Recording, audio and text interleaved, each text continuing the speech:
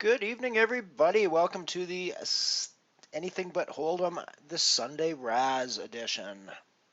As usual, we're serving up a heaping helping of lowball poker tonight with the Sunday Razz $1.10 Razz tournament that just got underway. We're in our third hand, I think, here. I think we're going to see another street here.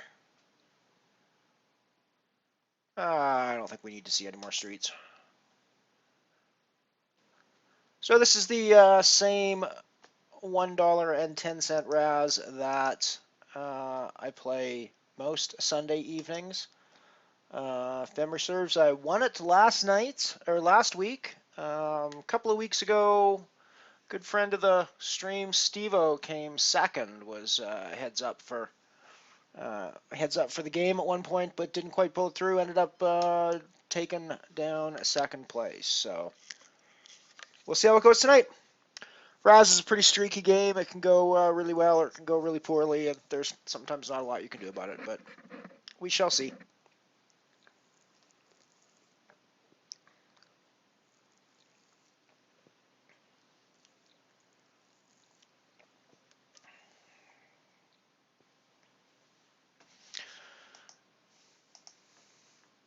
My lady friend Miss Gilly is registered in this tournament tonight, so we might see her at some point on one of these tables. Seeing other familiar faces that we've seen before. We got 08 Katja, which been in all of the tournaments all the Sunday Razzes that I've streamed here. Double Freak has been in quite a few of them as well. We got a 7-5 deuce ignoring our queen, so I think we're going to continue here and see what we get. I think we're we're still ahead of his 8, even though we're still drawing one. So I think we're going one more street just to see what we pull up. I like the 6. We're still ahead of his 8. So I think we're actually expecting that we're best now, to be perfectly frank, because the best that he can have is an 84 at the moment. Well, 8-4, 3-2-1 would be the best he could have, and we have that beat with a 7-6. So I think we're good here. The question is, do we want to max out? I think we do want to max out at this point because we know we're good. We know he has to draw out better than us. And we've actually just drawn out. No, we haven't. We've tied. So we're still on a 76. But he had to draw out lower than an 8 without pairing in order to beat us in this hand, and he hasn't done that. So we've pulled up and probably pulled some extra value because we raised there. So those one or two extra bets that you get by raising in spots like that really can make a difference in Razz. Not so much in the early rounds necessarily, but definitely over time.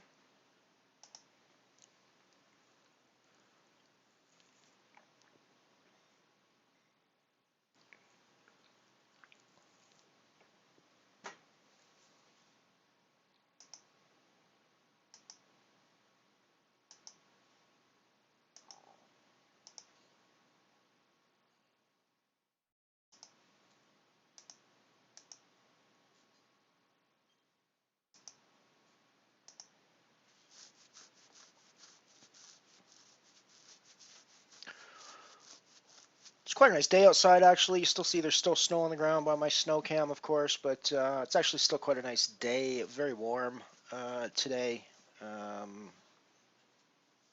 So we're actually getting some nice weather now. This is obviously a pretty gorgeous Razz hand.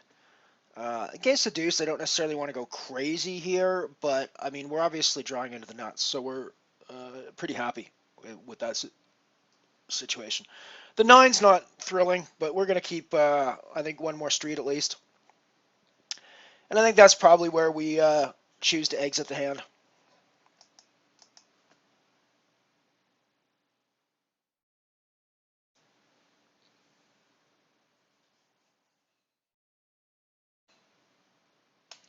Bring in with the king.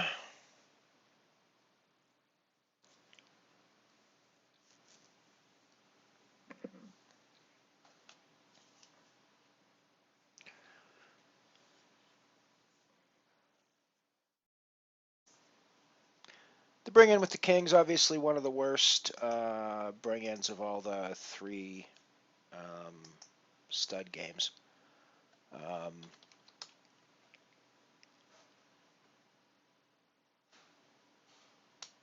When you bring in with low on stud, let's say you bring in with a deuce on stud, there's nothing saying that you don't have a set of deuces. You know, you're not rolled up with deuces back there. Obviously, when you bring in with a deuce on stud high low, well, at the very least, you could be working on a great low hand. So again, not necessarily a huge detriment to your hand strength in that situation. When you bring in with a king and Razz, the king is a bad card, period. It's a waste of one of the cards. So it's definitely a problem, and it's much worse than necessarily bringing in with in the other games. That said,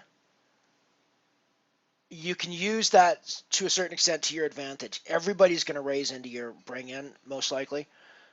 So when you've got King Ace Deuce, for instance, you can really have a nice disguised hand in the background that you can keep playing and get some good value out of. So I think we're gonna obviously raise this into his queen because we have a deuce, and that's what you do in Razz.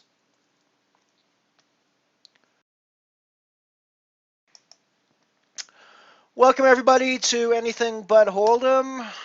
As usual, we are doing the Sunday Razz, serving up a heap and helping a low ball poker here on our Sunday evening. Don't really need to be involved in that, I don't think. Been doing pretty well so far. I've got won a couple of pots. Nothing huge, obviously, but the stakes are still pretty small, so I don't think we are going to win much huge at the moment.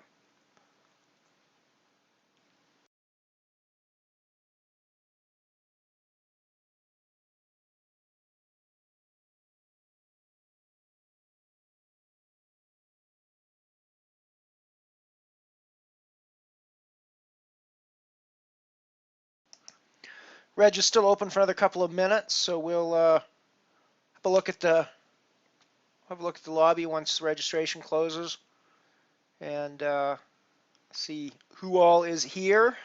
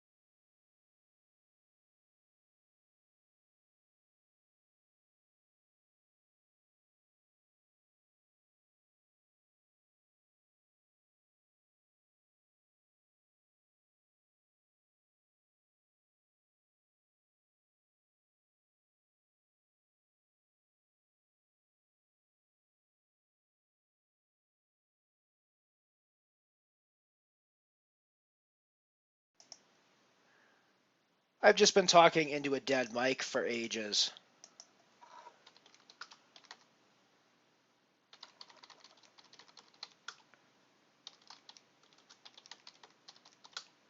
Been talking into a dead mic for ages. Hopefully, I am now speaking and people can hear me.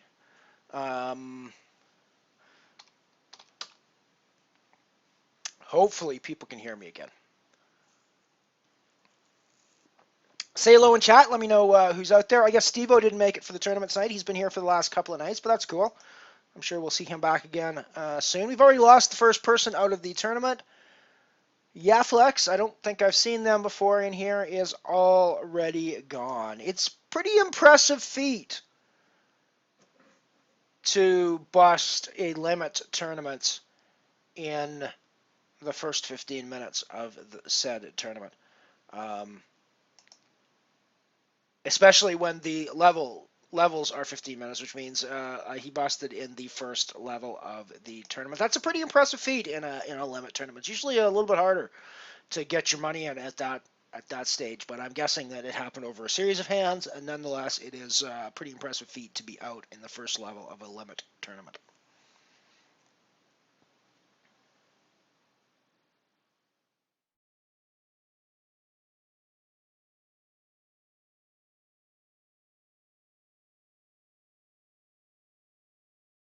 Ms. Gilly seems to have had a good run so far, catapulted herself up into third place with 3,120 chips.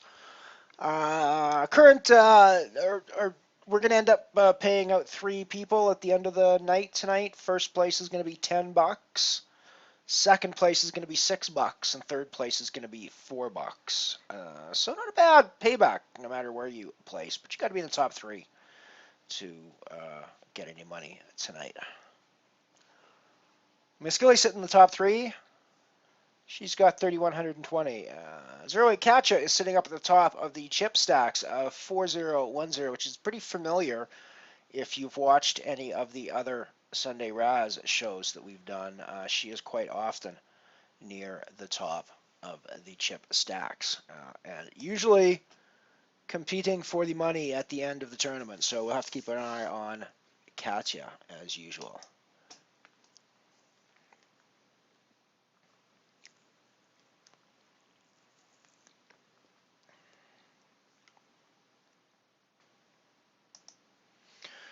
Currently playing on 3 tables with 20 people.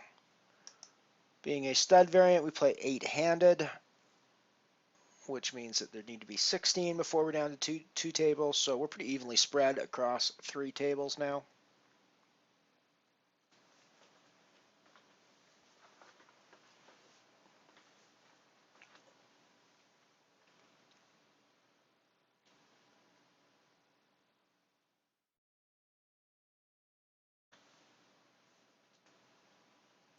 I think May's hand was not developing very well for him. Looks like Wong's absolutely going to have the best of it here.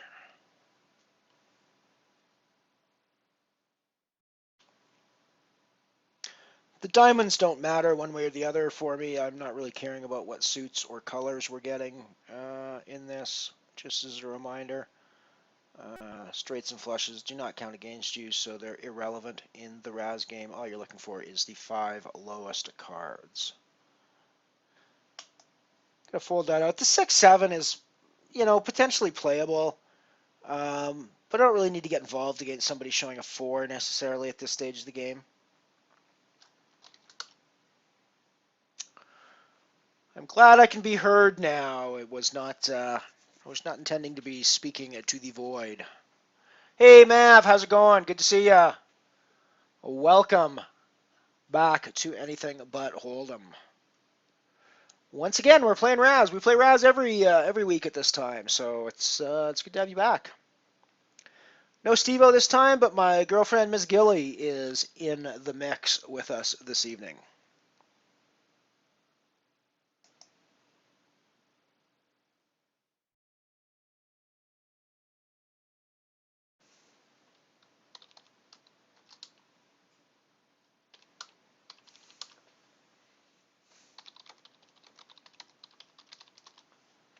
Miss Gilly's just giving me a report in the chat window that that our guy who managed to bust in the first level was just throwing chips everywhere, apparently.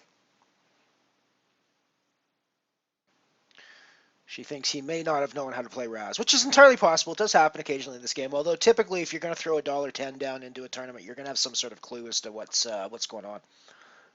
Not always the case, but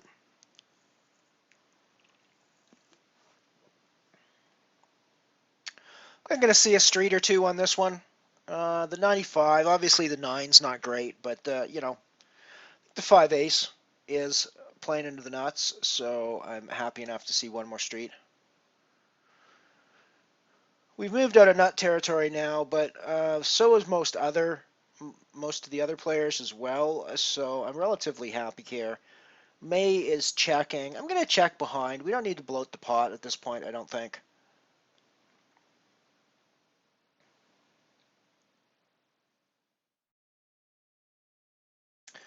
We're behind Aki for sure, but we can definitely draw out better, I think. So I think we're going to see one more street for sure.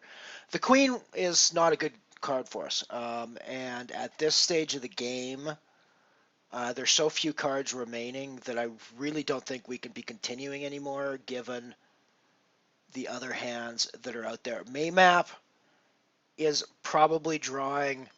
Um, Maymap is probably drawing out to a much better hand than we have, and has a better hand than we have. I just don't think we can continue here very profitably very often with the Queen 9. The Jack 6 versus the 10-5 here just is much stronger than Queen 9.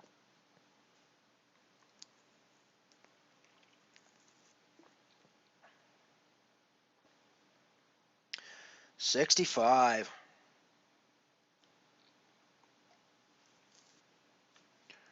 We're getting out of the way here.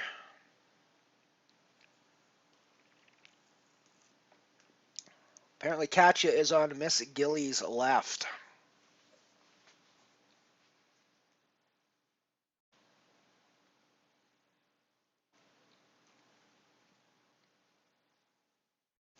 Once it gets down to 2 tables, I'll pull up the other table and we can sweat both tables on the stream.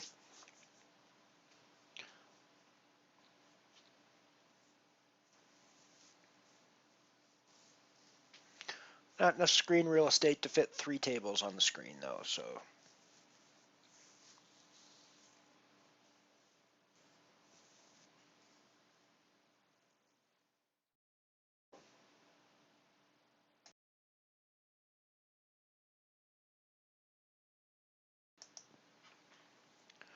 It's a fairly nice looking Razz hand. Obviously the deuce showing makes us very strong looking. May's got an ace, so we have to watch out for that. But the ace deuce were very nutty at that stage. So I think we're definitely wanting to raise the pot at this stage.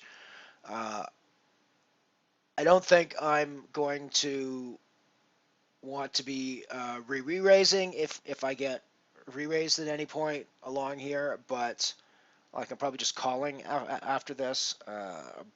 But I'm definitely involved in this hand, and I'm still going to be involved for at least one more street, I think. The 4 deuce, with the way that he called, I'm just not really feeling a ton of strength back there, so I'm going to keep putting pressure on this. Now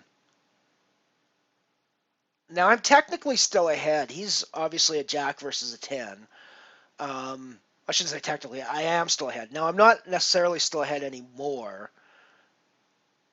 I'm not sensing a huge amount of strength behind on his 2 down cards though. So I mean, I could be certainly wrong about that.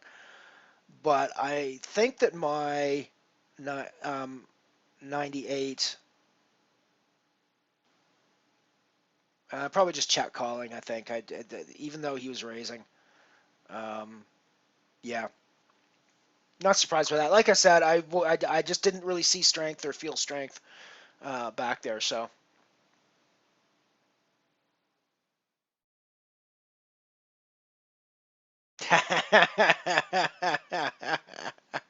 yes, that is my parking lot, Mav. Just kind of hanging out there in the parking lot.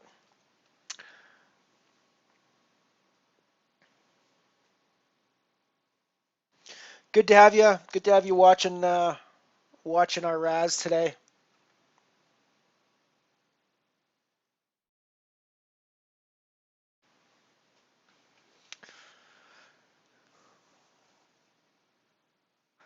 I absolutely would be raising this if it had folded around to me, but I don't really need to get involved when there's so many people already in the pot.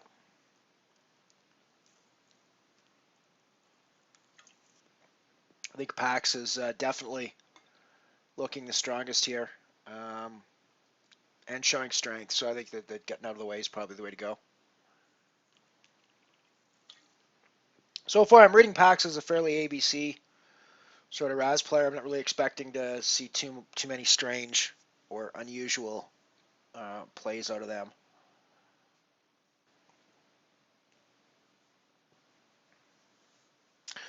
I'm definitely going to be involved in this pot. I could raise, but I don't get the feeling that Pax is going to fold to a raise. It seems to be a bit of a calling station, so I think that at this point I probably want to see a couple of more streets to see how things develop elsewhere. Um,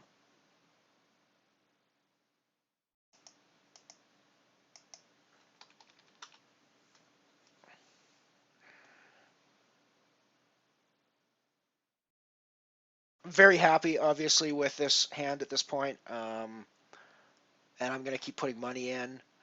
As I said, Pax feels a bit like a calling station. This does not look like a good call for them. Yeah, they decided to get away from it. Another really awesome Razz hand that we're definitely going to get involved with. I think we're certainly completing the bet if it comes around to us. I don't know if we would raise a completion or not. I'd have to think about that when it hit me if it happens. But at this point, I think I'm definitely making a completion over top of Park's King for sure, or Pax King.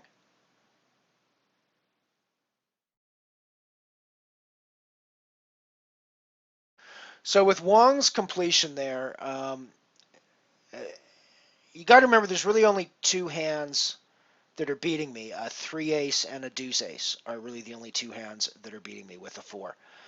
And a three deuce ace as well. So I think we're just going to call and just see how things go. I obviously could bloat the pot at this point with a very strong hand, but one of the things to remember in Razz is that you simply do not have a hand until you have five cards. When your first three cards are aces in stud, you've got a hand. Even though you don't have five cards yet, you know you've got a very strong poker hand. I don't have a poker hand until I have five cards. I now have a very strong Razz hand, and I'm happy to absolutely value this hand as much as possible. But until I draw out more with the 2 3 4, I simply don't have a hand that I can really necessarily put a ton of money in on.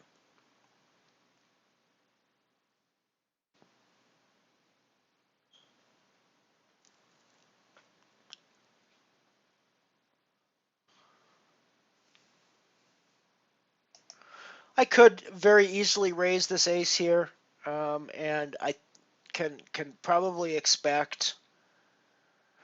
Thing is, I really don't know what Super Grinder will do with the three. I could probably expect May to fold to a raise with my ace, but I don't know about Griner.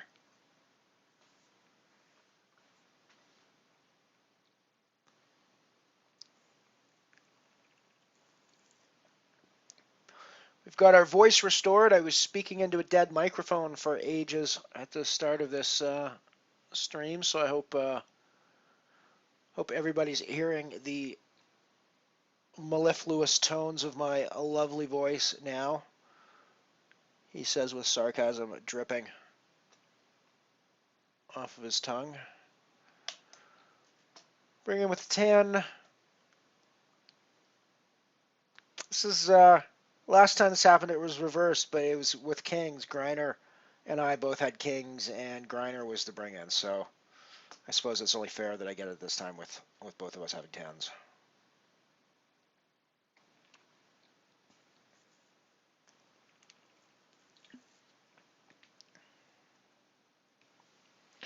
I'm obviously not very happy with this hand, and I'm basically taking the first opportunity I can to get the heck out of it. Turning into a hell of a stud hand if we were playing stud. Unfortunately, if you've looked at the title, we are not playing stud. We are playing Razz, which is the opposite of stud, and therefore this is a very bad hand, sadly. However, Abba's bet gives me a lovely opportunity. Nice little button labeled fold, which allows me to just get out of the hand without, doing anything else.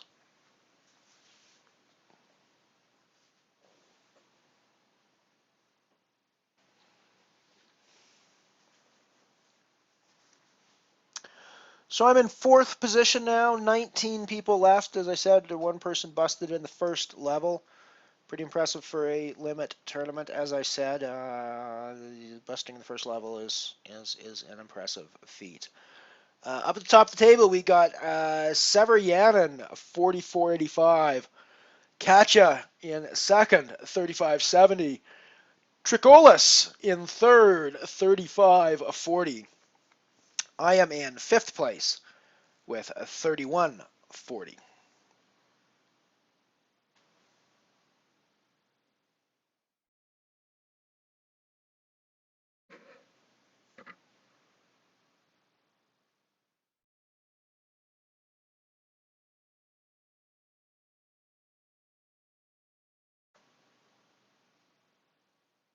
They'll just get rid of that.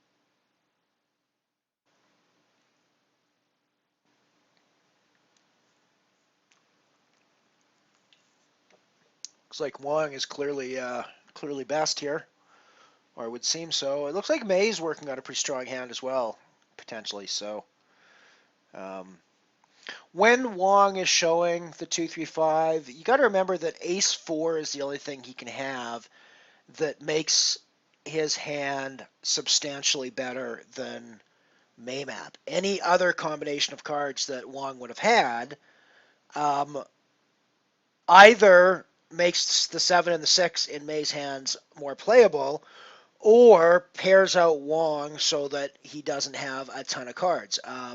So you got to sort of look at that when you're looking at cards like that.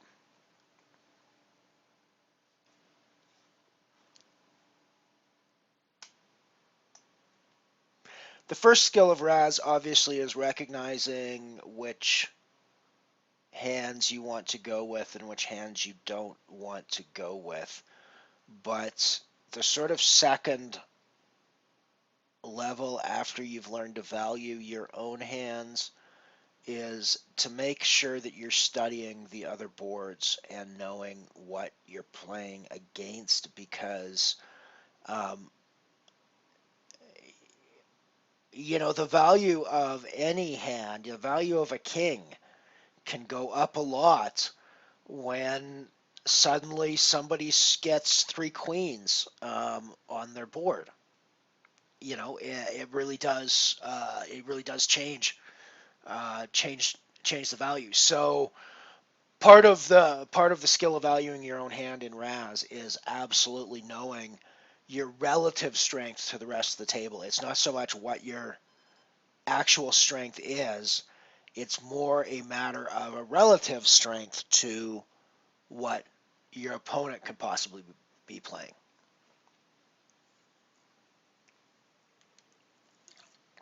And that's the aspect of Razz that allows for a little bit more creative play, using your opponent's board against them, using your board in a fraudulent manner, shall we say. Things like that is the way you can get more creative with Razz. Obviously, you can't always. One of the things with Razz is that there are many times where you simply cannot do anything. You just have to fold your hand out, or you're going to lose, and that's just all there is to it. Uh, the spots are few and far between. You really have to pick them at the right time, in the right place, and be able to recognize them when they come up. I think this is definitely worth getting involved in, especially with the pot getting so bloated with all of our with everybody calling completions. Um, we're two cards to the nuts at this point, with still the ability to draw in. Now we need to go runner at this point um, to hit our hand. And the likelihood of that is probably fairly small, so I think getting out of the hand is probably the way to go at this point.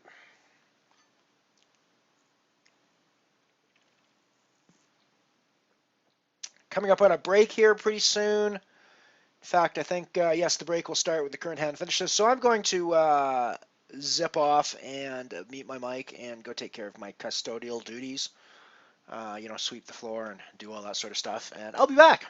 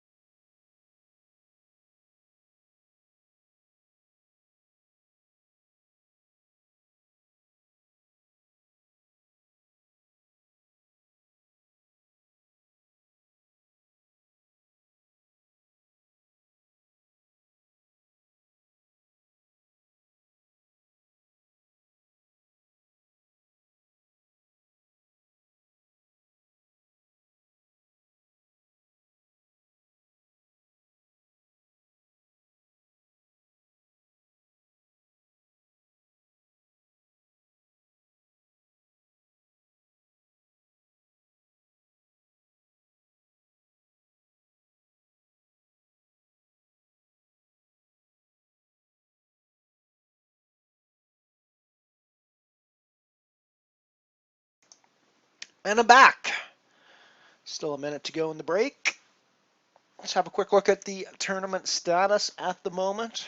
Bring the lobby up here.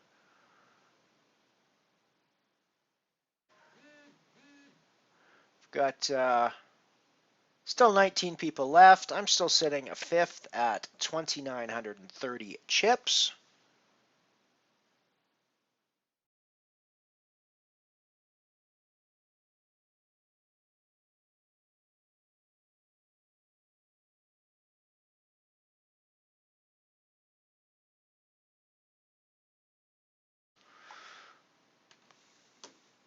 Miss Gilly is sitting in ninth with 2,460 chips. Our first place player right now is Trikolis from Russia with 4,560.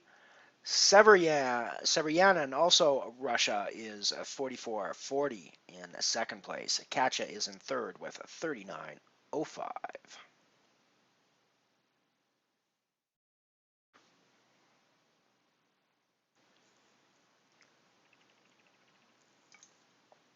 We can bail from the jack, I think.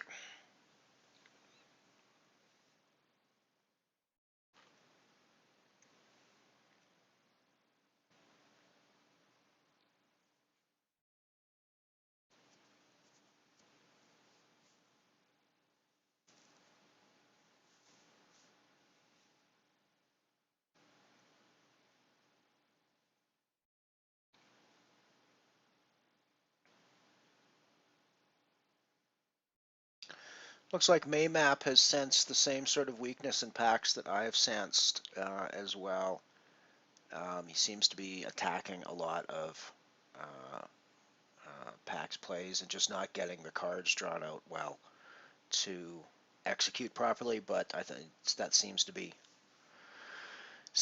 what he's doing. He is in fourth for the record, right above me with 3,140 chips according to the lobby. Of course, we can see 3055 currently at the table after this last hand that he was involved in.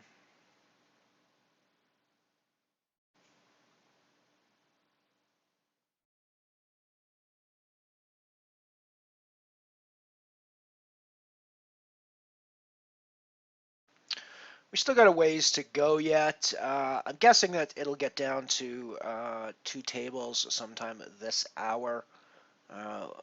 There'll be at least three people that go out sometime between now and 11 o'clock.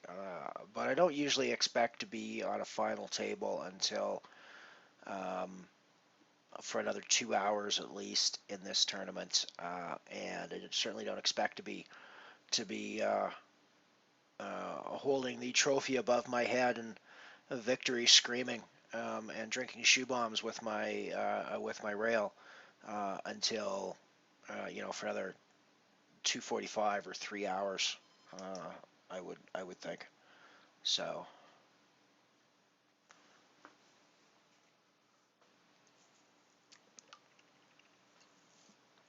I got to think a virtual shoe bomb from your virtual rail has got to taste way better than the real thing. If you don't know what I'm talking about with the shoe bombs, it was a couple of years ago, I think, on the EPT, or it could have been a WSOP final table, one of the two. The British contingent were, well, drinking, which seems to be a fairly common trait with British poker rails. And they got the idea to do shoe bombs, which was pouring beer into their shoes and drinking the beer out of their shoes, which really, from my perspective, only accomplishes two things. It ruins a good beer and it ruins a good pair of shoes. So I really don't see the point, frankly, and I just don't. I just really think that if anybody offers me a shoe bomb in the future, I'm just gonna have to say thanks. I'll have a glass. That's probably gonna be a lot tastier. Pair of sixes with a queen. We can easily get rid of that.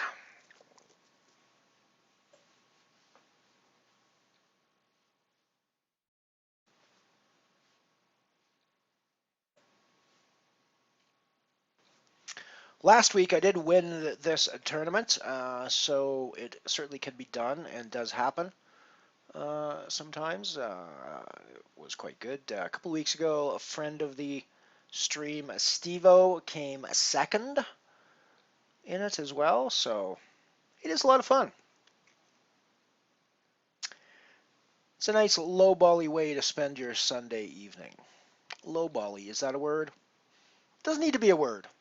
We can make it a word here on Anything But Hold'em. Low-bally is the word of the week, folks.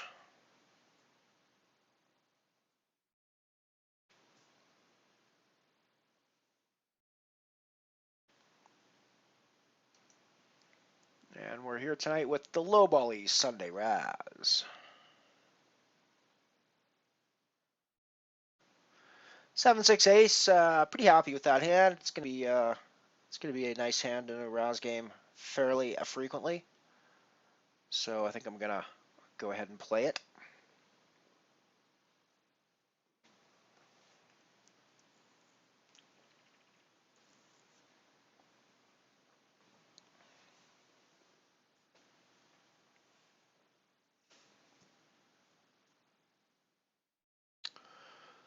Oh, somebody's had some sort of technical issues or walked away from the computer or gone on tilt or something. Kazakhstan could easily be technical issues, although usually they would say disconnected if that was the case, and I haven't seen a disconnected message come up yet, but tanky, tanky, tanky nonetheless.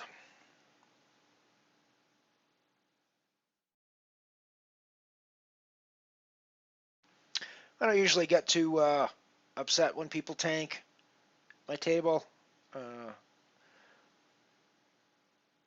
the time bank that I am given in my poker tournament is as much a part of my tournament strategy. Um,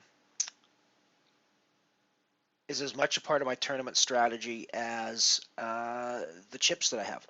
I'm given those minutes to use. I'm given those minutes to use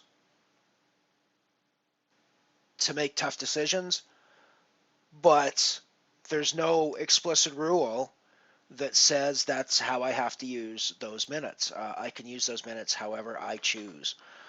So if I see somebody else who's banking for whatever reason, it's not something that I'll complain about because I feel that those minutes are, those seconds are given to us as part of the structure of the poker tournament, and it's our right to use them as we see fit. Um,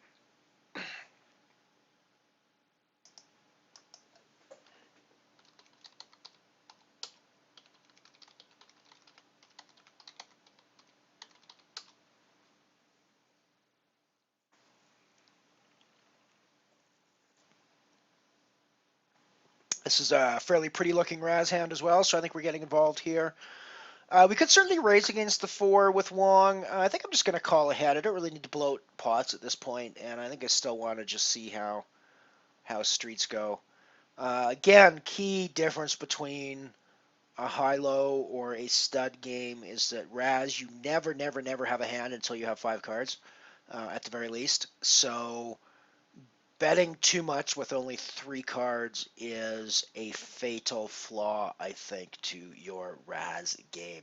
Something that people coming from a stud or a stud high-low background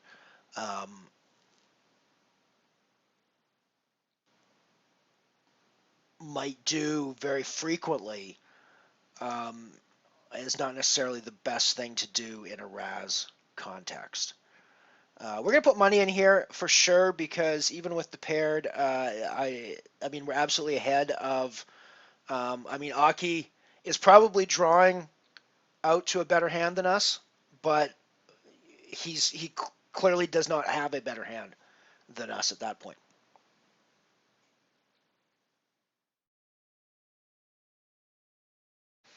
So that puts me in 4th position now. Pretty happy with that spot. Looks like Maymap is right below me in 5th now. No, I lie. Actually, there's Mayor Martine 34 is with 3250 is in 5th. Belgian fellow. think with the queen, I can happily get rid of it, give it to super to raise, and take from Aki Paki.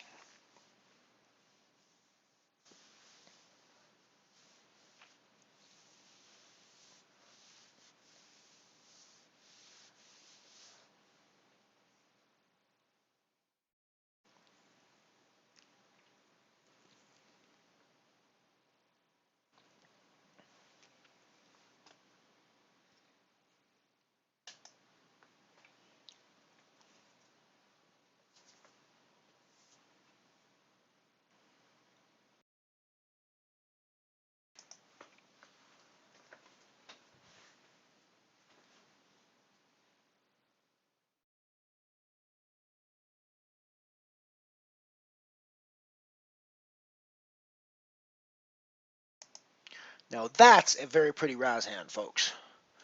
Ace 3-5. We are drawing definitely into a nutty hand. It is just pretty as can be.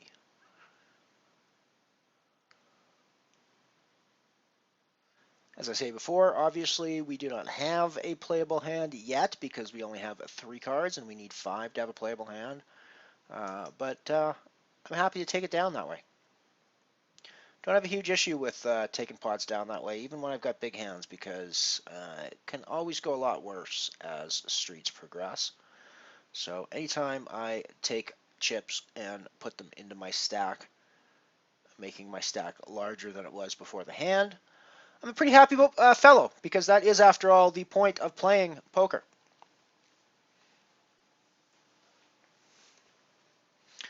Could I be happier? Sure, I could be happier. Am I unhappy? No, because I've added chips to my pile, and that is the point of poker, is to always add chips to your pile. So, you know.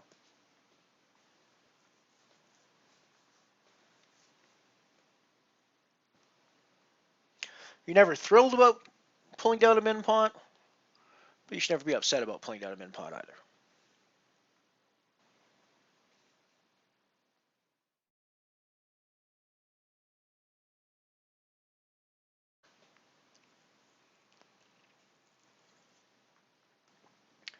Still 19 people left. I wouldn't expect to see too many people bust for another probably 20 minutes or so. I would guess maybe 15 minutes when we get into the next set of stake levels. We are right now at the stage where you could conceivably get a starting stack in with a lot of bet capping by the river, I think, or pretty close to it. But it's, again, it's we're still at a stage where it takes a fair bit of effort to blow up that much to get your stack in at this point, or a massive cooler. Of course, will sometimes do it as well.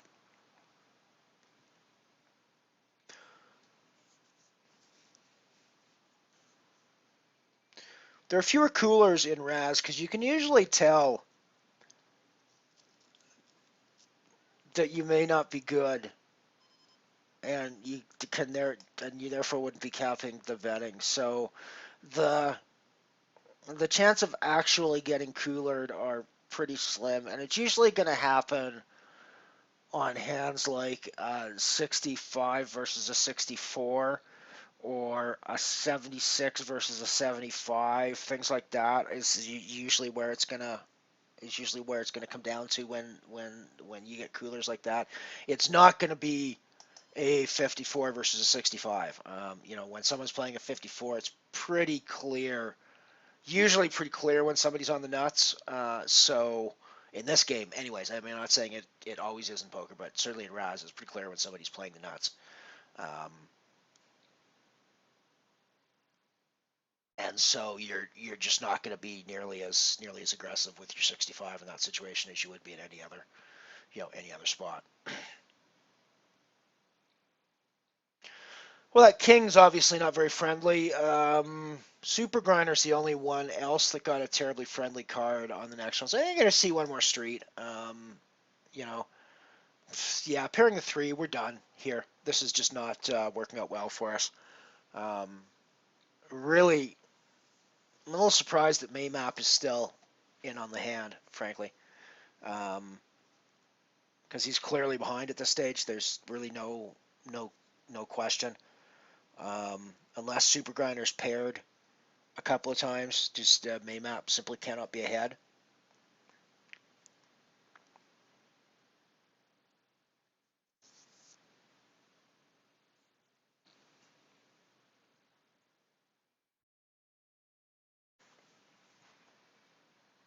689 isn't a terrible hand. Of course, we don't care about the clubs um, because this is Razz, and the clubs do not work against us. No suits or straights work against us. It is simply the lowest of 5 cards. So the thing that works against us, of course, in this hand is that we've got a 6 and a 4 playing the hand, and our lowest card is a 6. So that's really what's working against us, not the 3 clubs. So we're going to get out of that. We might have played under different circumstances with different action in front of us, but at that point, no real point getting involved. Let's just dump the hand and go on to the next one and see what happens.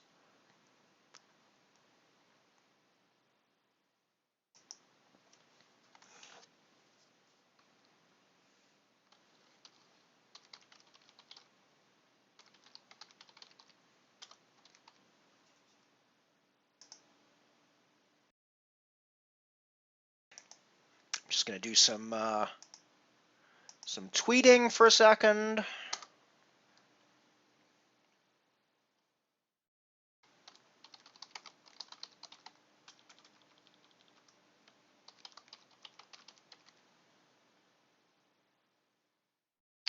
Looks like we might be down to 16 players on 2 tables, and looks like Gilly is on my table.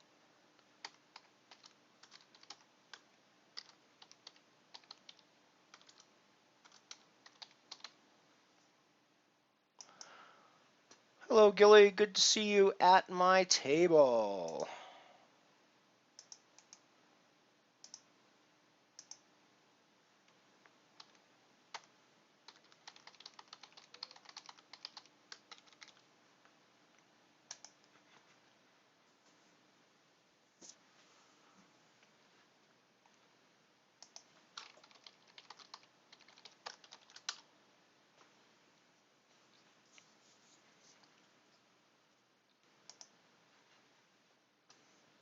Get rid of the King 8-6, I think. So Katya's very familiar, Severianin very familiar, of course. Double Freak's very familiar, of course. Wong we had on the previous table and have seen in previous weeks as well. Miss Gilly, we already know that Miss Gilly and I have a thing off the table, so it doesn't necessarily, well, no, I should say necessarily, it does not affect our poker game. I am still utterly ruthless to her and want to take her money. It's somewhat complicated by the fact that when I take her money, it's kind of taking my money since I bankroll her. But that's cool. That's just the way it goes. That's the way I recoup my losses, I guess.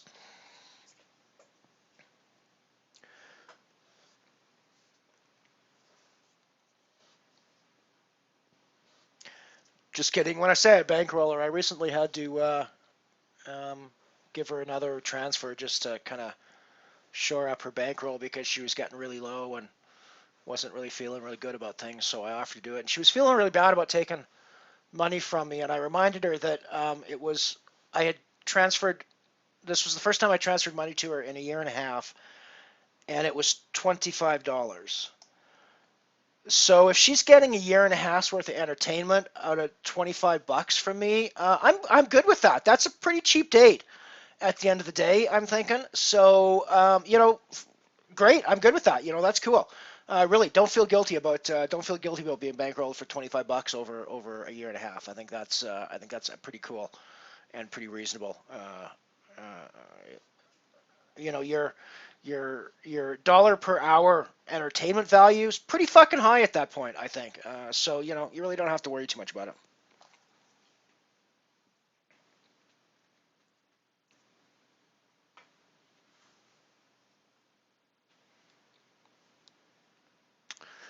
This is a more Razzalicious kind of hand. Not hugely Razzalicious. Kind of a sour Razzie. More than a Razz hand, I guess. Now that I'm looking at the rest of the boards out there, I think we're just gonna get rid of it.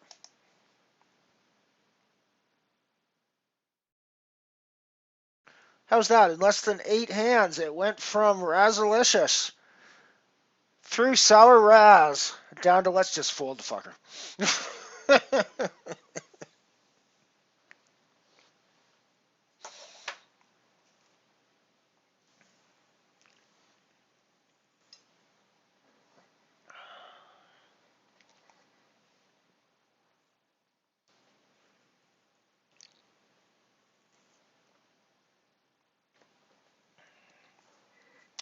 Ace Queen 7. Not real thrilled by that hand in a Razz context either, so I think we'll just get rid of it. I'm sitting 6th of 16 now. Not really. I don't really worry too much about the standings at this stage of the game. I mean, it's a bit of relevance, obviously, to see how many chips you have relative to the rest of the players. But so much can happen now, and so much is going to change over the next hour in position and chip stack size and things like that. That really, looking at it going, ooh, I'm 4th now. It's irrelevant at this stage. What's relevant at this stage is that you have a stack of chips that is large enough to be able to do what you need to do on any given hand to do what you need to do.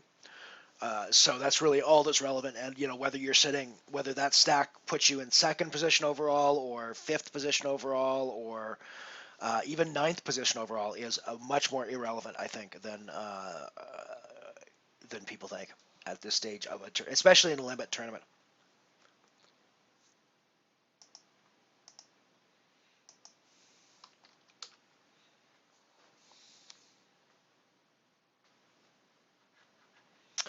Deuce 3-4. We're certainly happy with that. I think I'm definitely getting money into the pot with that.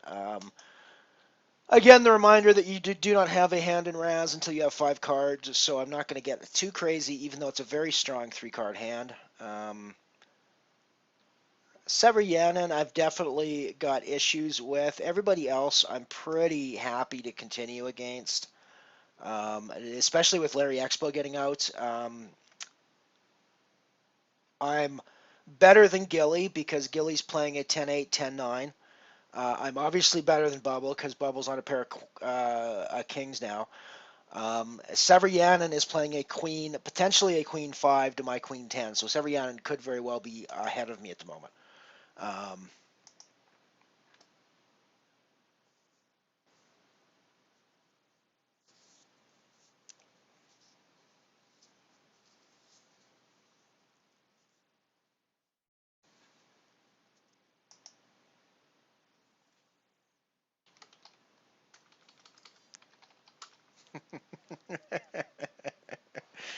Jen, of course, is 3 minutes behind. Miss Gilly is 3 minutes behind, listening to the stream, and she's just heard my bit about saying that she's a cheap entertainment, cheap date for $25 for a year and a half, and she's just typed me in chat that she may be cheap, but she's not. She may be cheap, but she's easy. So, and I agree. That's always a good thing.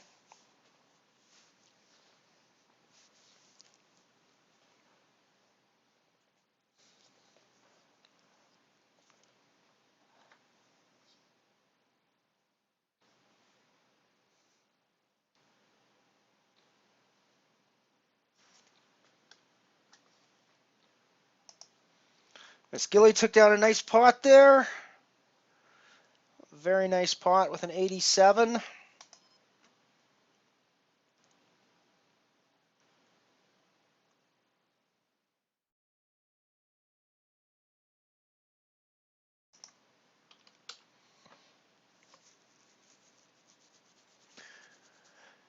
$8.75 deuce versus an $8.75 4. That's a pretty tight squeeze.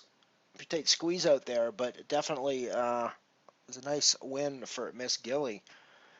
Vaults her up the table now, puts her sitting in 5th place. 637. I'm definitely playing this sort of hand as well. I probably should have raised. Actually, I don't know what I was thinking. Actually, I probably did not want to encourage Wong to come into the pot and draw a deuce.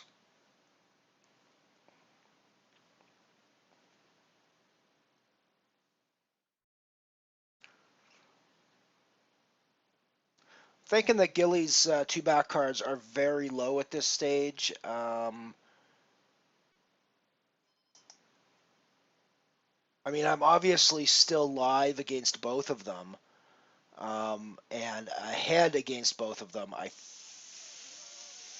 85 versus 97 now with me.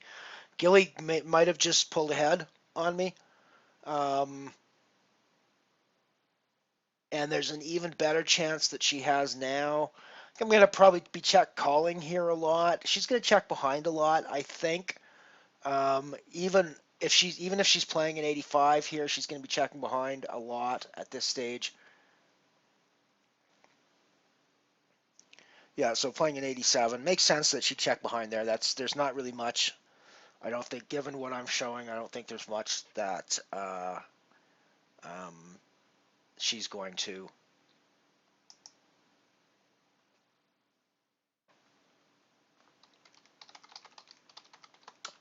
I don't really think that there was much of a value bet there because I don't think that there's much better that I'm folding, and I don't think that there's anything worse that I'm calling there. So I really don't think that um, I really well I don't know, maybe I really don't think I was calling there actually. Uh, so I really yeah I mean I really think it's thin value. Um, if you do make it there, I really think that you're not getting value out of very many hands, and you're getting called by almost all the better hands, all the hands that are beating you. So it's probably the check behind. I think is certainly you can defend the check behind. Whether it's the best move or not is there's always going to be that debate in poker about what the best move is. But I think you can certainly defend the check behind there, and there's certainly reasons why a value bet there wouldn't necessarily be value necessarily.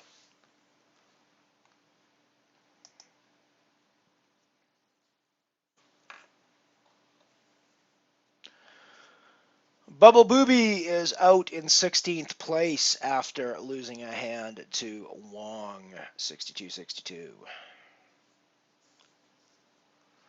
I wonder if Wong 62-62 might have been born in 1962. I wonder if that's a possibility.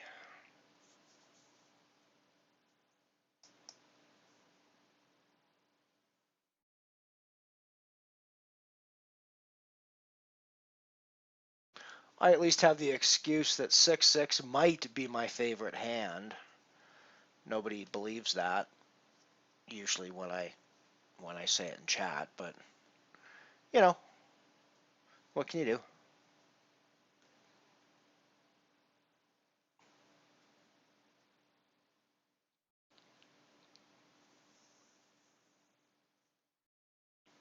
I'm still reasonably okay with my stack.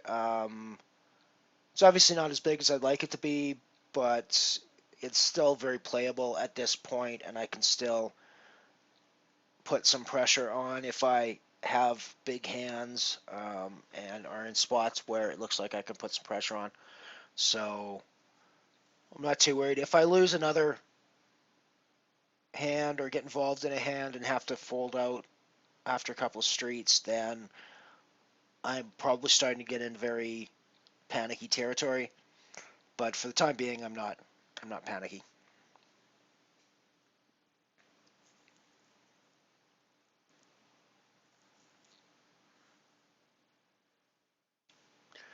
Bring in with the queen. We'll be folding out of this pretty much all the time.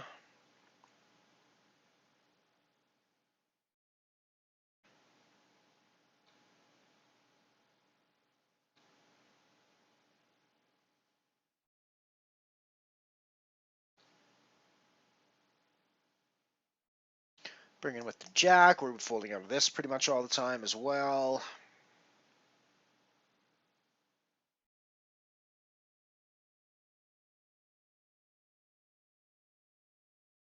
I mean, it's similar to other forms of poker where you obviously want to put pressure on smaller stacks like Larry Expo here. But at the same time, it's vital not just to hand chips to the short stacks like that. So you really have to be careful that you're not putting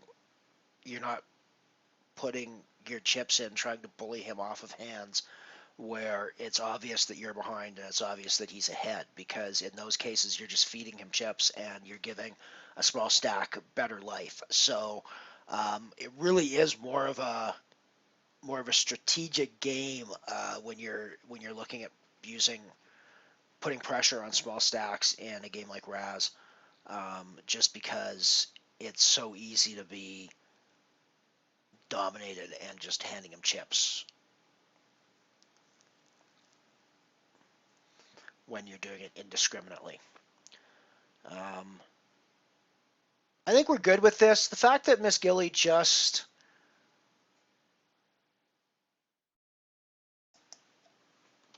called there makes me think that she's not hugely strong back behind, but I also know that she's a relatively passive player.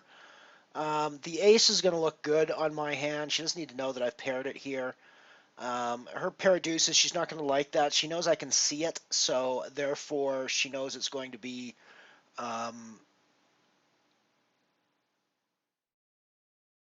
so she doesn't know that I've paired my ace, which means that she could think that I'm on a hand. Now, she's on a hand as well, but she's obviously on a much worse hand than I'm on if I'm on a hand. So I think that was probably the best bet there. Um, if I let her play out on that, then she could easily draw out on me and I lose the pot by keeping the pressure on there, because my board looks like I could have a super strong low. I don't actually have to have that low in order for that play to work, and that's one of the spots where you can take a situation in Razz that's developing between boards, um, that's developing between boards, and use it to your advantage.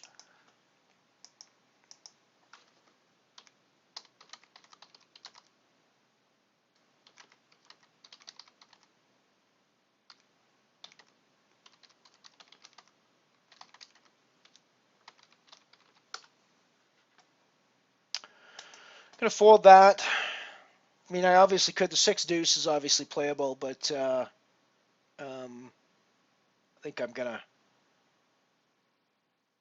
be well. Yeah, I probably should have been more. I probably shouldn't have folded that out so quick.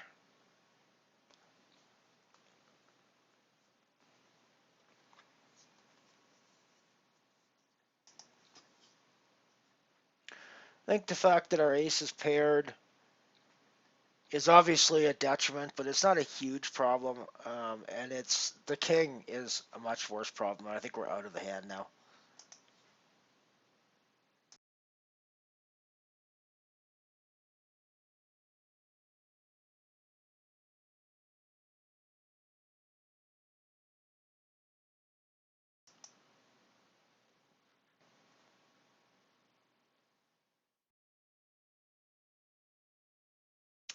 Gilly's still got a very reasonable stack at the moment. Still sitting in fourth position, even though I took a few chips from her on that hand.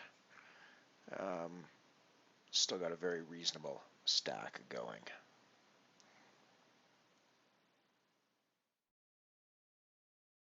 We're going to bet here because we actually have a better hand now than Wong does. Um, and we still have a better hand than Wong does, so putting money in the pot is still the thing to do.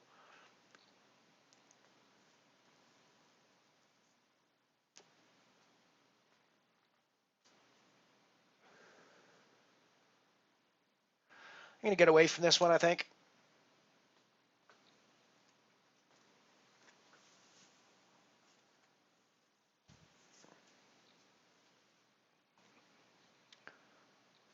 Miss Gilly's involved, so we got 8-7-6 getting involved in this hand. Nice draw by both Freak and Gilly. Well, Catch's draw isn't bad either. They're all drawing actually into nice looking hands potentially.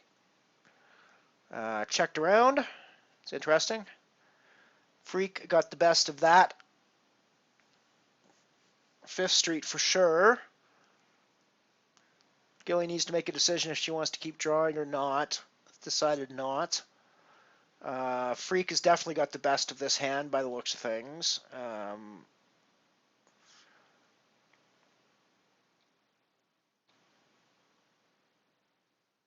Yeah, 87.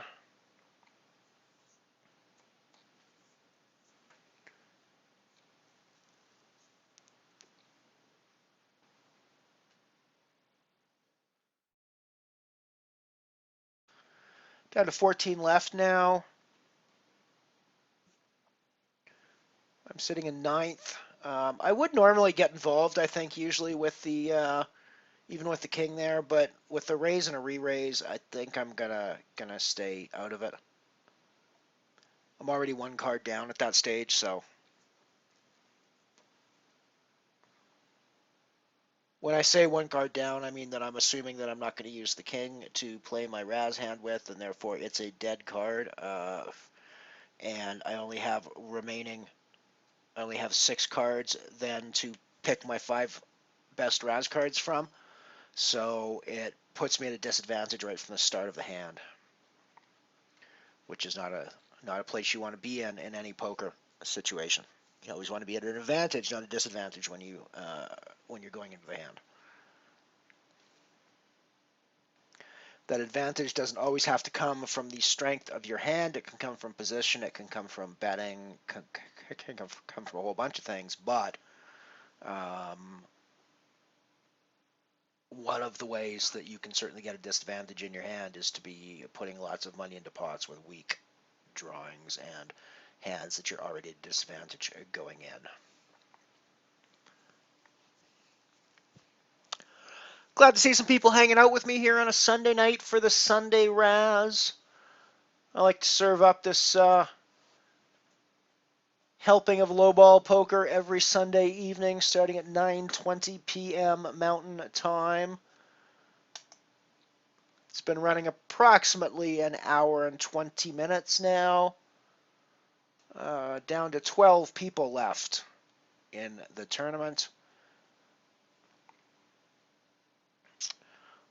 This is actually looking really good for us. The king we can largely ignore and even consider ourselves having something of a 4-card hand at this point because nobody else at the table knows that we're playing a king. So we could very well have a very good 4-card hand at this stage. Likewise, even though we've paired our 3, we don't necessarily have to have. We don't have to have paired our 3. That said, Catch has drawn really well with a 6-3 ace, so I don't think I need to necessarily put a crap load of money in. Now, that's obviously the absolute worst card in the deck for us. I mean, I suppose an ace wouldn't have been any better for us, but we really just have to get rid of the hand at that stage. There's really nothing else we can do.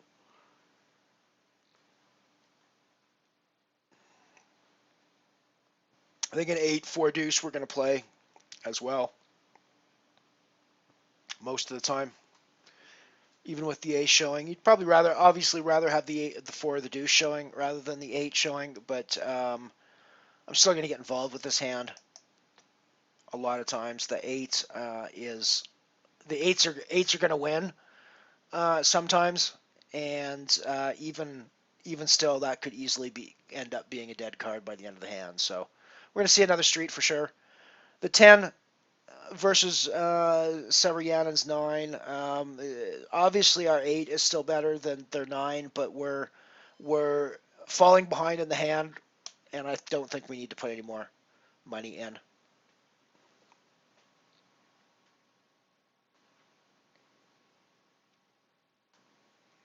we're raising on the strength of our ace. If it folds around to us here, we're definitely going to, well, against catches deuce, I think we could just actually still call, see some streets, see what happens against the deuce there. Pairing the ace, not a friendly card. Nobody else has really got a huge hand though, so we're happy to check behind, I think, and see another card. Oh, this is a tough one. So Katya has got the jack, but deuce ace otherwise. I really think that we're not going to win this pot nearly often enough to be putting money in at this stage. So I think we got to get out of here.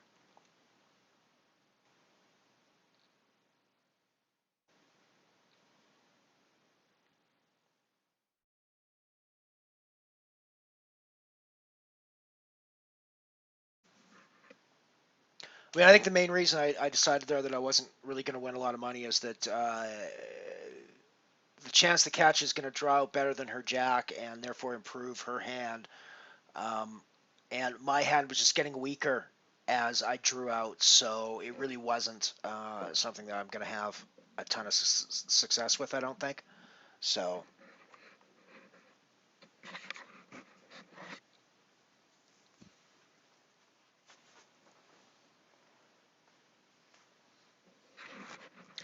hopefully you've clicked the follow button below the chat window here so you can be notified when I go online for these things. I had a bit of a busy week this week elsewhere, so I didn't do a ton of streaming this week, but I'm hoping to get back to some more next week. There's a few things that I want to try to do, specifically playing for some of the bigger weekend non-Hold'em tournaments like the weekly stud, the weekly Razz, the weekly stud 8, the weekly O8, those sorts of things on Saturday and Sunday. And I want to play some satellites for those, so look for those coming up next Friday. I was hoping to play satellites all week for those, but they don't actually run satellites until Friday for any of those tournaments. So look for me to play some of those on Friday, and I'll stream some of those Friday as well, and we'll see what happens. That's the way I'm going to look at taking my shot here.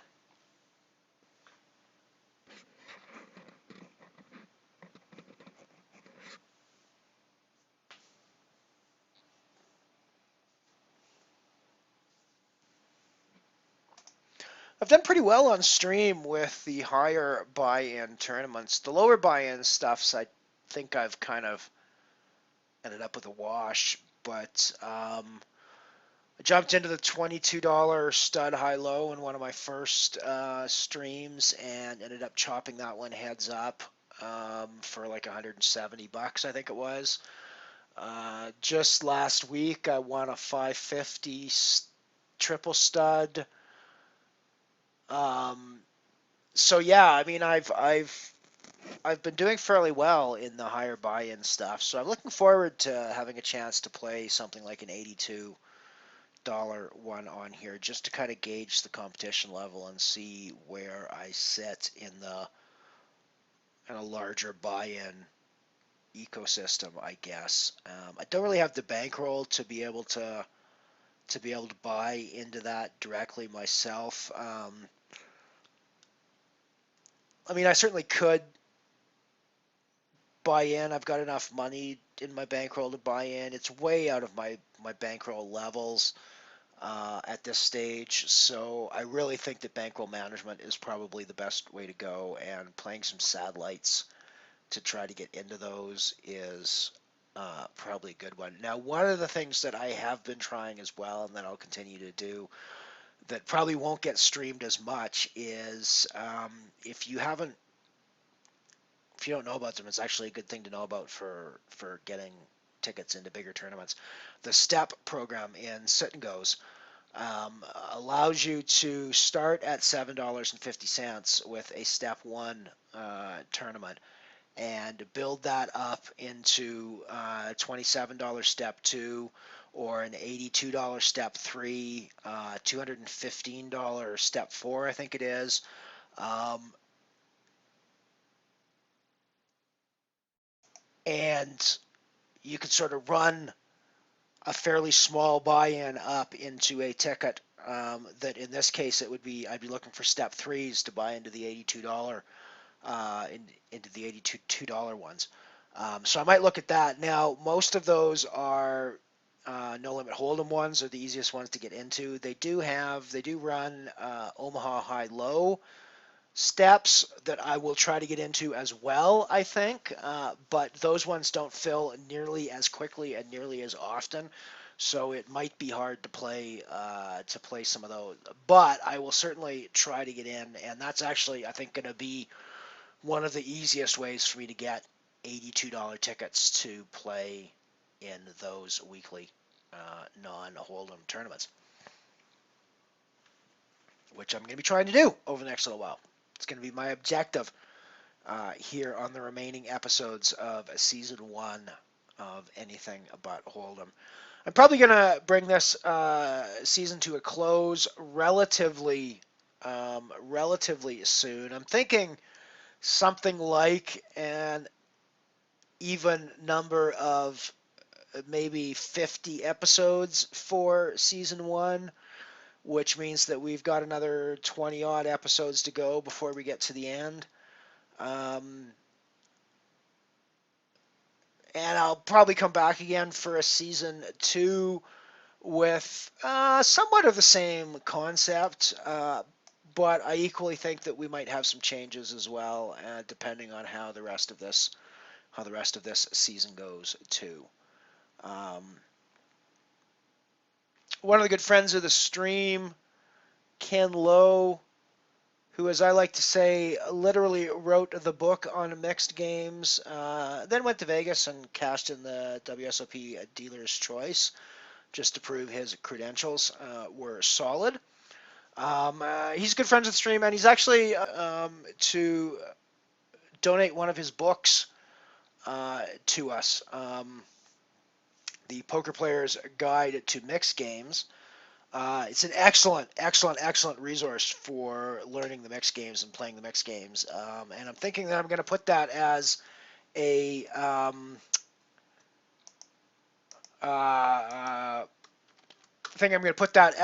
prize at the end of one of our weekly challenge tournaments coming up. So stay tuned for that. Looking forward to be able to give away a really good. Could certainly play this with the ace-3, but I think with the 10, I'd have to consider the 10 a dead card, I think, against Severianen. So I really don't think that I'm starting off in such a good spot at that stage.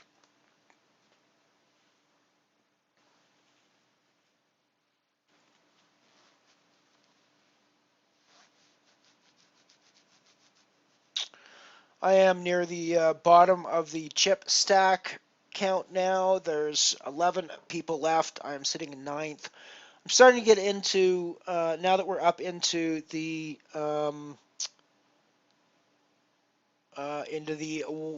200, 400 stake levels, I am definitely in something close to panic zone.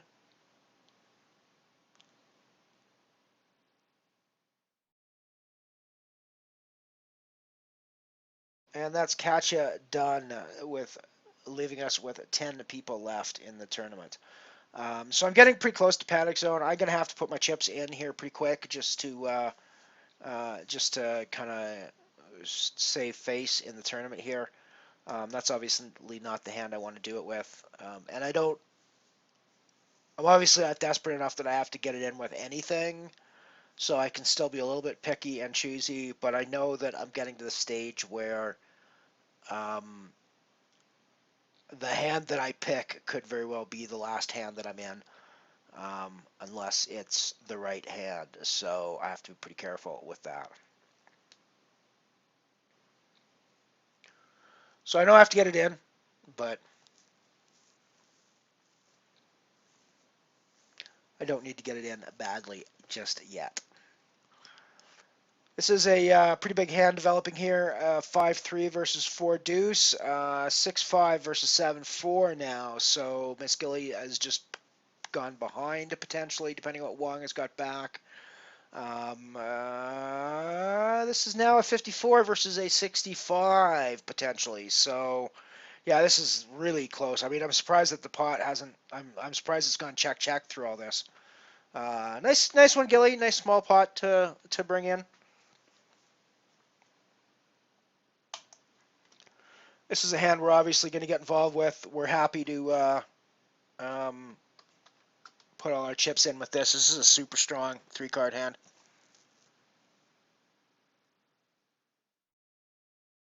I think that Severianen's probably going to call here and see at least a 4th and maybe a 5th street. Oh, I'm surprised actually.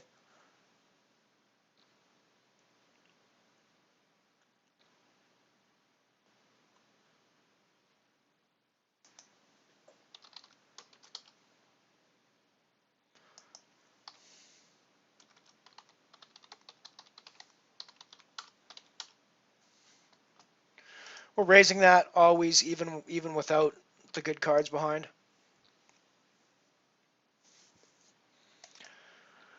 Bring in with the queen, pair of queens. We're getting out of this hand at the earliest opportunity, which would be now.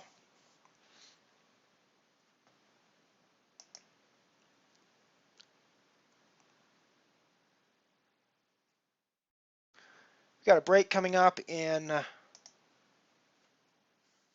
4 minutes. 10 people remaining in the tournament. I am sitting in 9th. Pax from Kazakhstan is sitting in 10th below me, the only stack smaller than me. Wong is now slightly smaller than me as well, so I am now 8th instead of 9th, but just barely squeaking onto the final table. I need a pretty large jump. 7th, the next person above me is Zhalang, is 3,095, so quite a ways above me.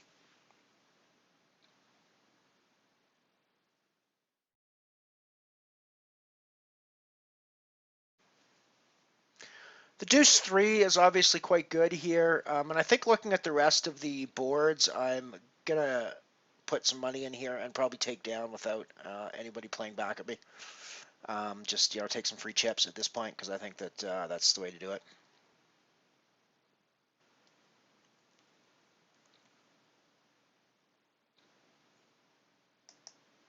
I would raise that if it folded to me, obviously, but once Wong comes in, I'm pretty much done with the hand there. The ace looks good, but with the 10-8 back, I'm going to assume that one of these 3 players is going to be interested in playing this hand. So I'm not really going to be terribly interested in it. I obviously, with the ace up, there's a chance that I can run out in such a way that I can bluff a bit, but it's got to run out really well for me and really poorly for other people for that to really ever be an effective strategy in that spot. So I really just think it's best for me just to get out of the way and let other people with the better hands play it out.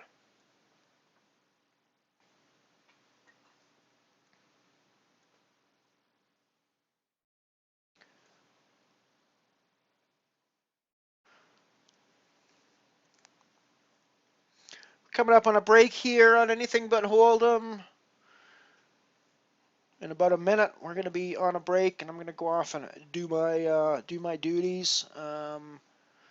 Still, not in great shape with 2,040 chips, but I'm not hugely panicked at this stage either. Sitting 8th of 10. Miss Gilly's got a pretty nice stack with her 6,330 chips now, puts her in 4th place, so just outside the money. I'm going to get involved in this one. I think the 4 ace is definitely strong. I'm going to check back here, just see one more street. I like that. I'm going to bet that. I'm going to assume that my hand is better. Or that it will be better by the 7th street. Wow. Wow. That was painful. That puts me in last. So I've definitely got to get some money in the pot. We'll probably go to break like this, but after the break, definitely think it's going to need something to happen very quickly.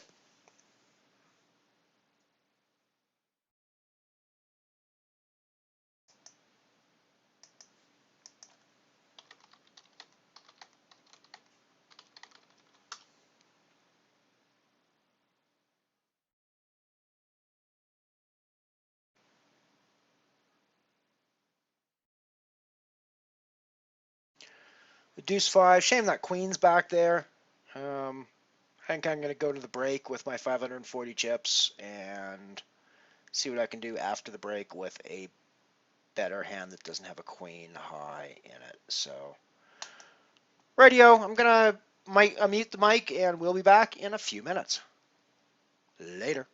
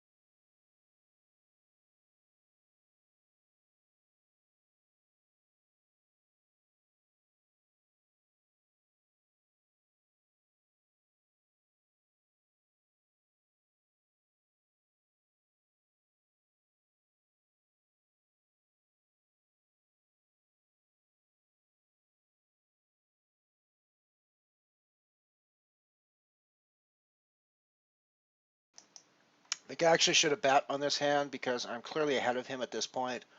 Um, I might draw out to a point where I'm not better than him. I'd have to bet here. I have to put all my money in and hope that I can pull the pot in.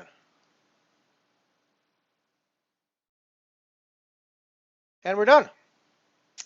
And we're done. But I'm going to hang out and rail Miss Gilly for the rest of the tournament, I think, as far as she goes.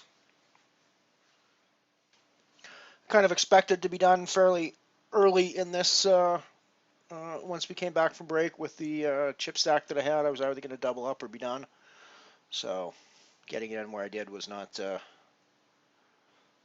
I don't think it would have really mattered one way or the other. But you know, if I'd have bet on fourth, I don't think it would have made that much difference or any difference at all.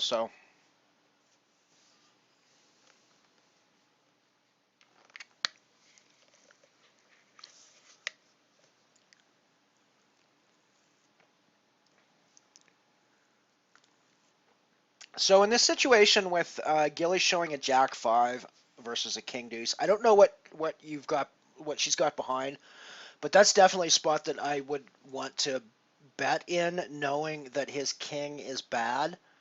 Um, Here, I would want to be betting again, putting value in the pot with the assumption that my Jack was the best hand. Um, I suppose on Sixth Street there, once the Queen comes, you don't necessarily know that anymore. But whether he actually was going to get away from that hand or not, I don't know. But I still think that when you're seeing that king come out, you probably want to throw a bet in just to try to just to try to push him off. Even though your jack is not terribly strong. That said, you preserve your stack, so you know there's pluses and minuses on both sides.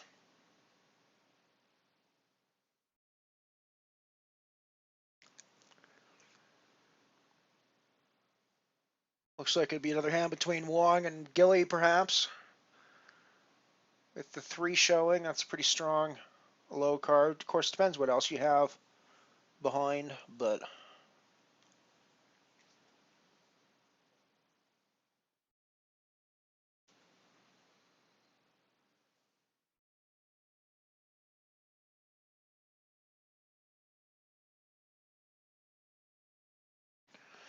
Gilly's going to bring in with the 7 here.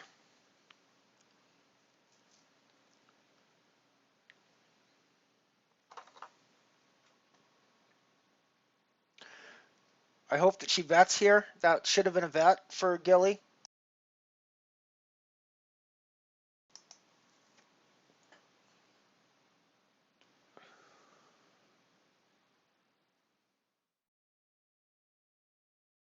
And this should absolutely be a bet. Um, really, regardless of what cards you've got down, that's good. That's a good bet there. Really, regardless of what cards she had down there, that had to be a bet with the way the boards were showing. I think that you probably wanted to be betting on 4th Street there as well. Just don't let it go any farther in case you draw out badly and he draws out better.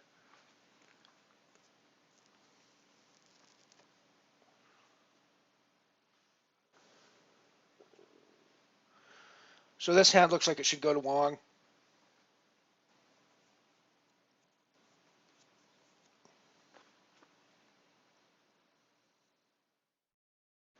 Yep, it's pretty standard Razz hand. This one could very well end up coming down to some battles, depending on what down cards are out there. I think Severianen's definitely playing this hand with the ace. Certainly, if Gilly folds, Severianen's going to be raising the pot. In this stage, I'm guessing, yeah, just the bring in.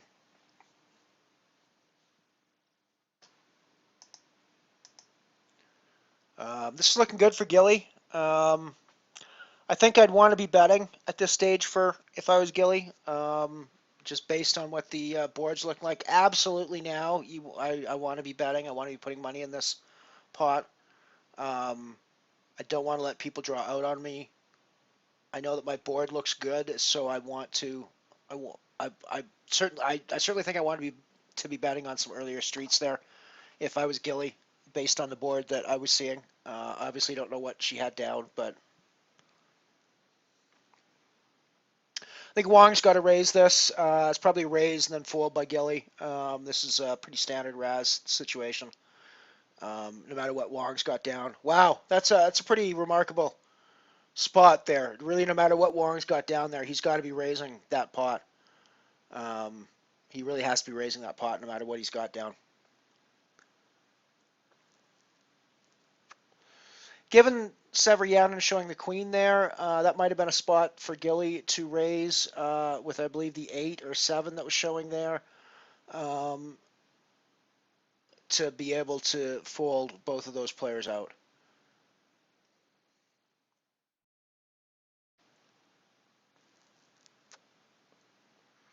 That said, maybe you shouldn't be listening to my advice since I'm no longer playing this tournament. I'm just railing at Miss Gilly, so maybe she's doing it just fine on her own and does not have to listen to my advice about when and how to bat.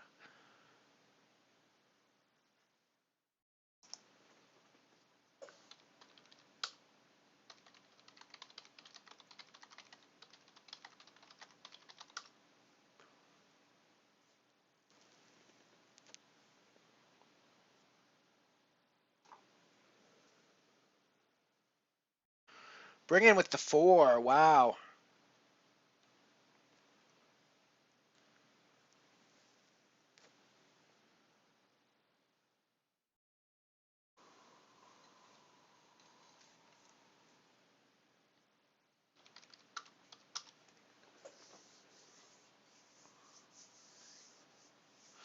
This looks to be Sever's hand, frankly.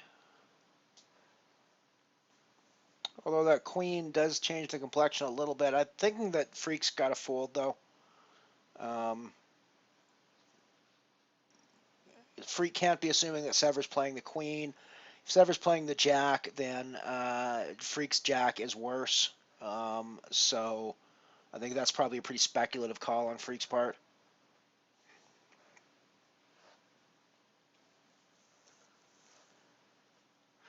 So we bring in by Sever. Should be a raise by Gilly. Should absolutely be a raise by Gilly. Gilly should be raising this all the time, really, no matter what cards that she's got down. Um, I'm gonna give that one to her because she typed in another chat window to me that she was getting her laundry switched, so she wasn't entirely paying attention. But that should almost always be a raise in that spot. Final table time. So it is now down to the final 8 players. 3 people are cashing in this, as I said before. Um, $10 for first, $6 for second, $4 for a third. Currently, we are railing Miss Gilly, who is sitting in 5th position with 61-20 in chips.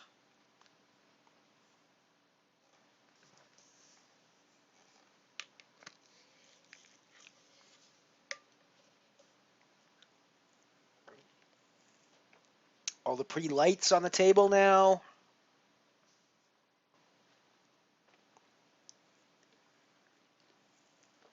Miss Gilly bring in again with the queen.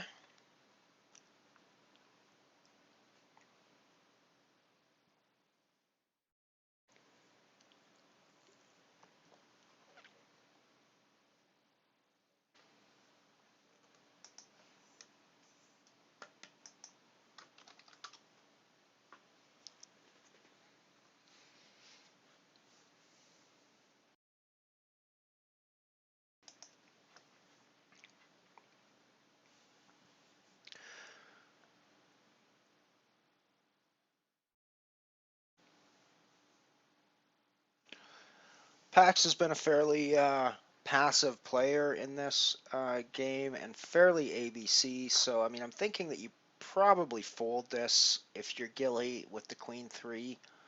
It really depends what your 2 down cards are, I guess. In that, if you've got like an ace deuce, or ace 4, ace 5, 4 deuce, that sort of thing, you might still be continuing there, but it's pretty speculative, I think. So that's probably a good fold.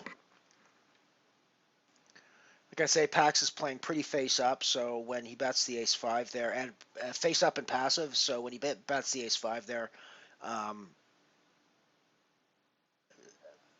sitting with four cards that's somewhere close to the nuts and at least playing a decent low hand is probably a pretty reasonable assumption on his part. Right, so we've got the ABBA bringing with the king, Freak completes with a 4, and Gilly calls with a 6. So this could be a relatively large pot right off the bat. I'm going to guess that Super Grinder's getting out of the way, ABBA's getting out of the way, and it's going to come down to Freak and Gilly is my thought. Yeah, Freak and Gilly. Not the greatest draw, obviously, on Gilly's part, and it's probably a fold, I think. Yeah. The Kings pretty unfriendly there. Not much you can do in those spots. It's really tragic to see that come out there because not only does it make your hand bad, but if the king is buried, at least you can sort of ignore it. But when it's like right out there, flashing off its smile to all the other players, it's obvious how bad your hand is. So it just makes it really hard to do anything with. So folding is always your best play there, typically. This one looks like it's going to Wong.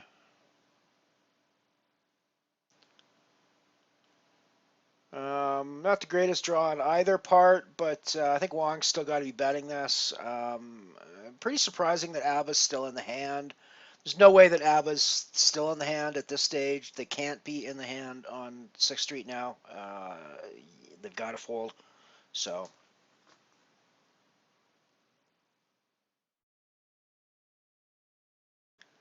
I'm sure that Gilly's going to be folding her jack here.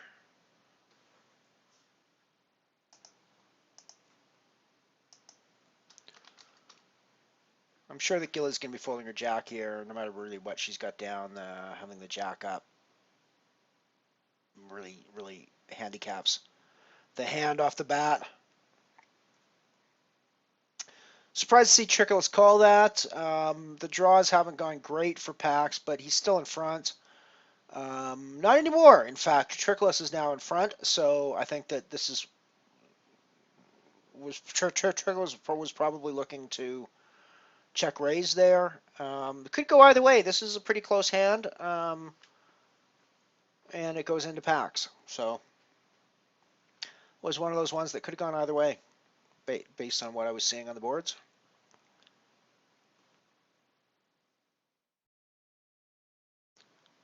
I think Gilly's probably getting out of the way of this one too. I thought ABBA might get involved there. This could come down to just a fold, down to sever. Raising that early is pretty strong with a 5 there. Got to think that sever was drawn to the nuts. Pretty nutty hand at least. Gilly brings in with the king. Griner is in with the deuce showing.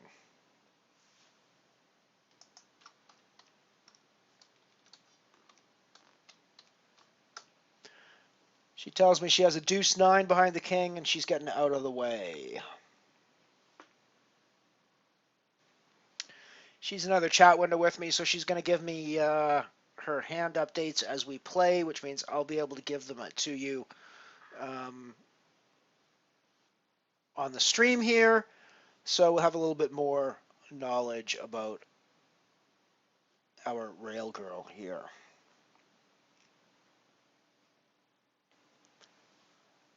Trickless bringing in with the king.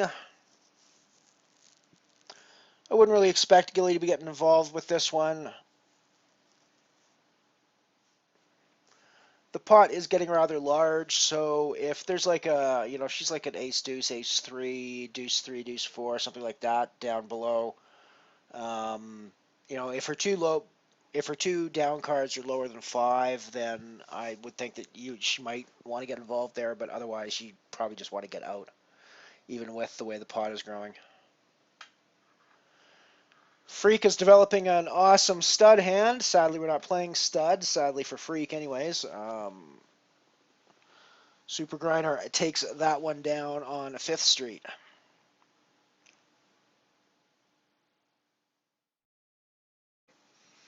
Back into a full table now, of course. So your hands have to tighten up again. Your ranges have to tighten up again because you're playing against 9 other people instead of a short-handed table.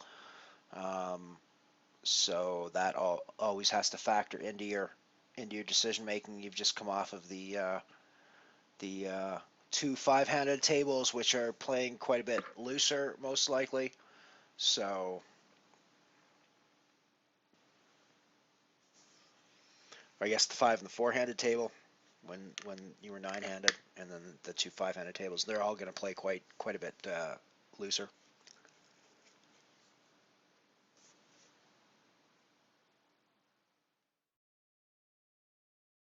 Gilly brings in with the jack, almost certainly folding it, I think.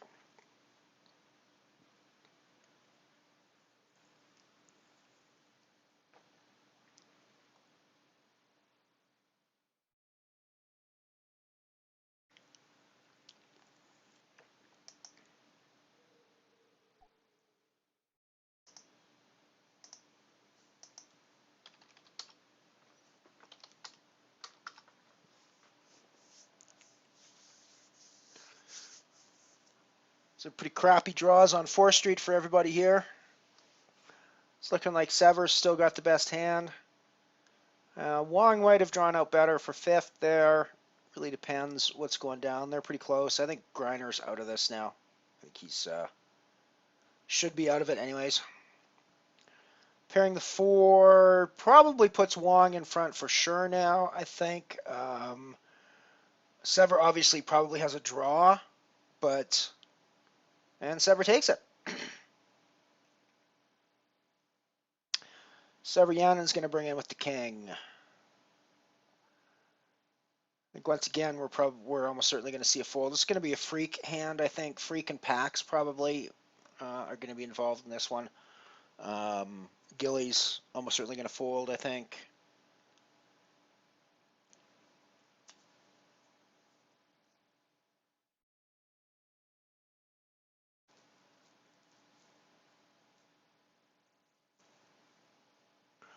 I think if I'm Freak, I might be seeing another street, depending on what I've got down below.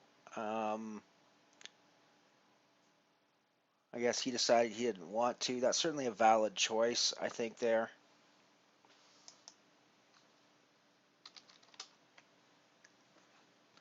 Nice looking 4 up there for Gilly.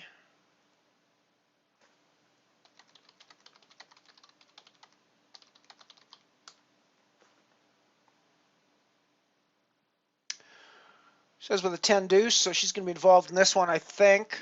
Obviously, the 4 deuce is very good. That king is nasty.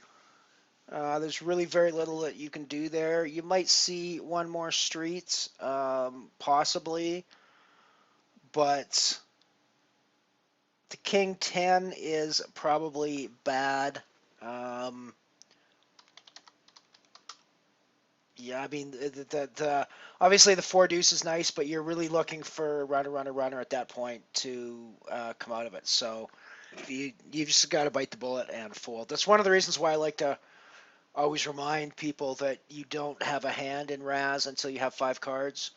Unlike stud